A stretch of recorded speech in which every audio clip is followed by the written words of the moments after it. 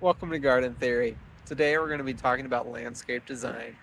For those of you who don't know anything about landscape design, this is going to be the first of several videos diving into this topic.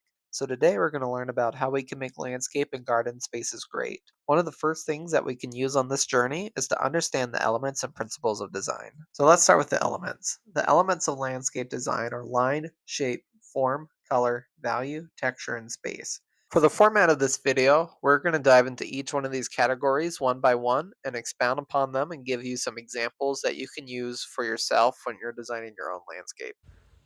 But before we dive into that, I wanted to talk a little bit about what Garden Theory is. It's a brand new channel here on YouTube. We have a total of 5 videos going out today, so be sure to check them out to see if you're interested in subscribing to this channel. But we're going to be talking a lot about garden topics such as landscape design, wildflower beds, and how to install them.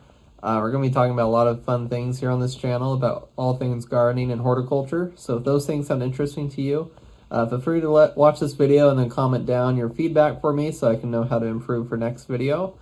But with that, we're going to go right back into the landscape design. Thank you.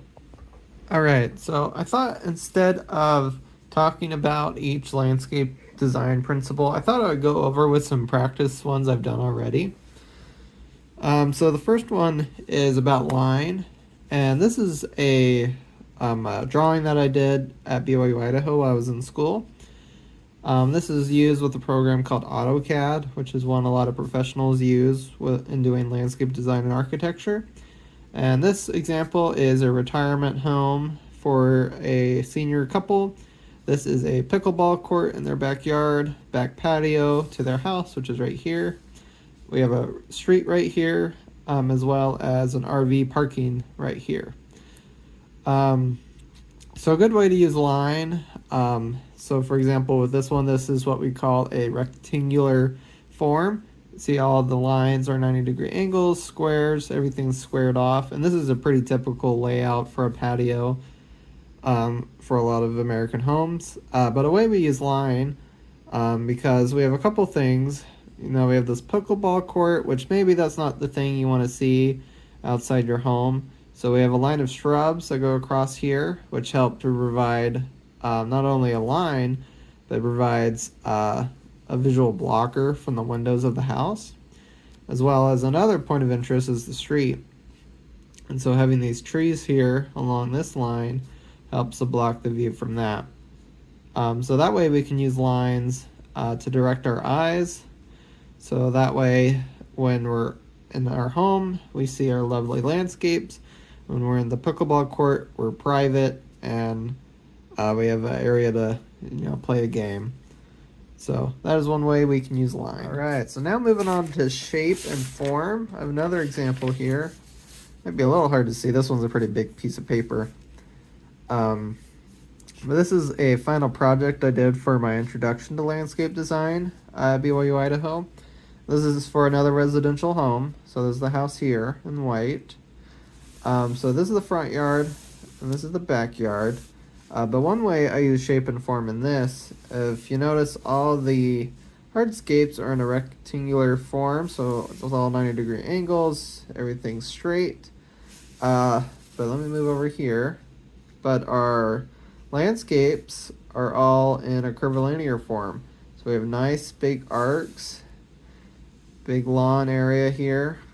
And in this one I made a little lawn pathway down to the front. Mainly, I was thinking for kids to run down. This is more of a family unit. One of my drawings, I guess not in this one, but this area can be used for a play set or a trampoline, as well as this area, big lawn area in the front, can be used for like playing games, soccer, football.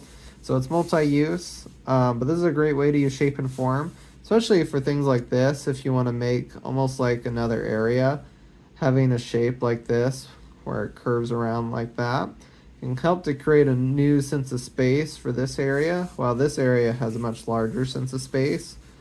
So by using different space and forms, you can create different uses for your space. So that is space, or not space, sorry, shape and form. All right, so now moving on to space. And space is a little different from shape and form that we talked about earlier. Space is more about the relation to the human body to the space that you have available. And so I wanted to use this because this is a great example of utilizing your space. This is for a home that we did for our project. So the house is right here with the porch slash deck there. And so their yard, this is the front on this side, front lawn. So their backyard, it's for, I believe this is for a townhome if I remember right. So they only have this little sliver of a yard that goes to here, and that's the back. So this is their backyard. It's very narrow. It's not very wide. And then there's between the next house. So this is another house right here. There's a 3 foot gravel barrier, and so this is not a very tight space. 10 to 15 feet wide. Not a lot of space. But one of the ways we utilize that space, so we have this entry area of the house with windows probably around that deck, down to a patio with a fire pit. But you don't want your neighbors that are right here to be looking at you, whether you have a family gathering or something. You want a little bit of privacy. So one way we use that space is we created a trellis here with some vines. And for this one, it looks like I put jasmine vines on here. But this way it creates a bit of a barrier to your space. So that way, by having that, this helps to make a bit more of a private feeling of a space. As well as being smart with our utilization of shrubs and we have one tree. Technically, I don't know if you count crepe myrtles as a tree, but we have 2 trees and very limited shrubs. And this is kind of a shady spot, so most of these are shade-loving plants. So this is a dogwood tree right there that I believe was existing. And then we have a couple hydrangeas along the side and some Japanese hollies and some shade ground cover. As well as a garden bed right there. But this is one way you can maximize your space by trying to, ideally you want to create a sense of space within an overall space, which can be more harder to do than said. But this is space. All right. So this is now talking about color. So this is an indoor atrium for a school. This is just a practice drawing. So this is an amphitheater, a statue of an important person for the school, as well as seating area for people to take lunch and study over a pond with probably koi fish. I don't know how applicable that would be in a real life scenario, but this is what I came up with. And I want to use this one to talk about color because, as you see, most of the plants, this marker is for an evergreen shrub. A lot of these are also evergreen. A few deciduous, larger trees and shrubs. But the only thing that has any kind of color besides, these perennials, which is that orange hash mark, is this Japanese maple that I inspired, which, as you see here, I labeled as my focal point. By having something with a color in a space where there's no color, it can help to draw interest and attraction to a space.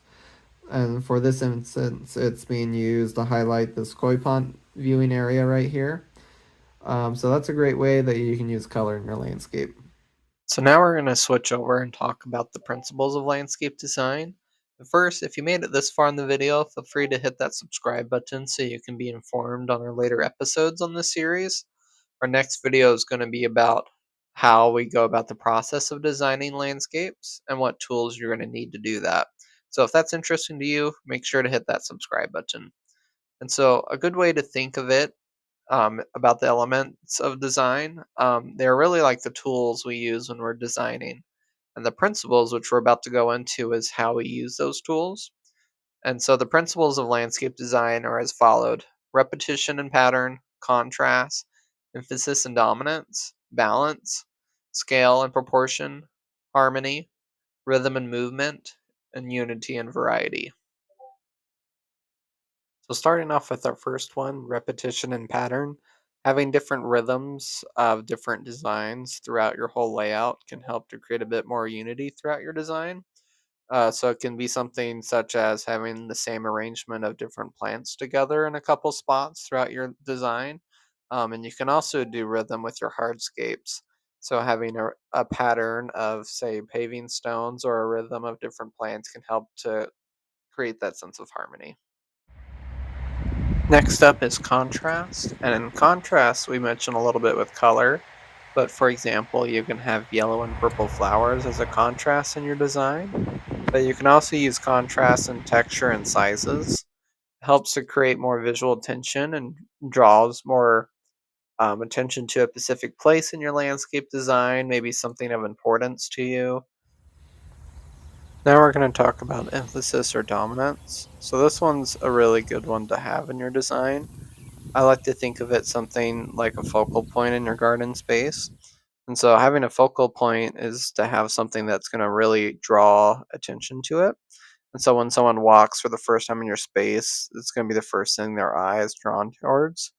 And this can be something like a sculpture or something that contrasts well against everything else. A common one I've seen that people use is a plant called Japanese maple, used as a focal point tree. And so everything in your design should be guiding the viewer's eyes towards that focal point. So it's something good to keep in mind to use those points to draw interest to your space. Next, we're going to talk about scale and proportion. So this is about the relationship between objects. So scale refers to elements in your design in relation to the human body, and proportion involves the relative size of different parts of your landscape design. So something like the large canopy of a tree that provides shade for your whole backyard of a design makes a sense of enclosure. Whereas having something small scaled like a pergola or a reading nook in your design helps create something that's more comfortable and inviting. So having everything in relation to each other helps you to think about what you need in your landscape design. So next up, we're going to talk about harmony. And harmony kind of weaves everything together. It's kind of a hard one to understand sometimes, but everything should feel like it's all connected with harmony. And you can kind of achieve harmony by using like a color scheme. You can also use rhythm and movement in your design, having a repetition throughout. Everything should feel like it just fits together. Nothing's going to stick out too badly. And harmony helps to create that sense of peace and completeness with your design. So that's something to consider as you're wrapping your design up is does everything fit? Does everything flow well together? Next up is movement. And this one's a really fun one to add in your landscape design. So you can create movement with something like a water feature, something like a little waterfall or a bird bath that's going to help breathe a little bit of life into your garden space. But it can also be something like having some grasses where they sway in the wind. A really good one for grasses is a type of Japanese grass called hakone grass, which kind of almost looks like water, just from the way how the leaves roll down. But having something that's going to create some movement, it's going to add some more excitement to your garden space, but it shouldn't be too distracting when you add it in. Last principle is unity and variety. And so these two principles work together to create a successful landscape design. Unity is fairly similar to harmony, where all the parts are working together to create something cohesive. But variety is also important because you want something that's going to be diverse and interesting for people to look at. But you don't want everything to be the same, but you do need a good balance between these two principles, which is why they're paired together. Because if everything's the same, it'll be very boring to look at if everything's very repetitive. But if everything's really different, then it's not going to look very well together and it might be a little too chaotic. So, trying to find a good sweet spot between these two principles is really what's going to make your design stand out. Alright guys, well I think that's going to be it for this video. Hope y'all liked the way I formatted this video. I decided to do a little bit of walking through some landscape designs I've done, as well as doing a little bit of voiceover. So let me know what you prefer and if you think of any changes I should make. Please let me know because this will be part of a series on landscape design. The next video we're going to go a little bit more into the process of going about landscape design, more to it like an entry level for a homeowner trying to design something for their yard. So if that sounds interesting to you, give me any advice that you would say on the video editing side, as well as any feedback from the video. That's going to help me a lot as I continue to improve my videos. But again, let me know how you love the video or any changes that you make down in the comments. And I'll definitely make sure to read each one and to reply to you. about my thoughts as well. This is a new channel. Go watch our next videos. We have a total of 5 videos going out today. So if learning about an art museum or learning about native plants sounds interesting to you, go free to watch those videos right now. That's going to help the algorithm a lot for me. But again, thank you guys so much for watching this video. I'm having a lot of fun making these. So I'm looking forward to making more and look forward to seeing a weekly video from me. Next week, again, like I said, we're going to go into more deep dive into landscape design. Should be a lot more interactive and not so much of voiceovers. But I'm looking forward to it, and I hope y'all all have a wonderful week. And remember to plant a seed of kindness today. So thank y'all.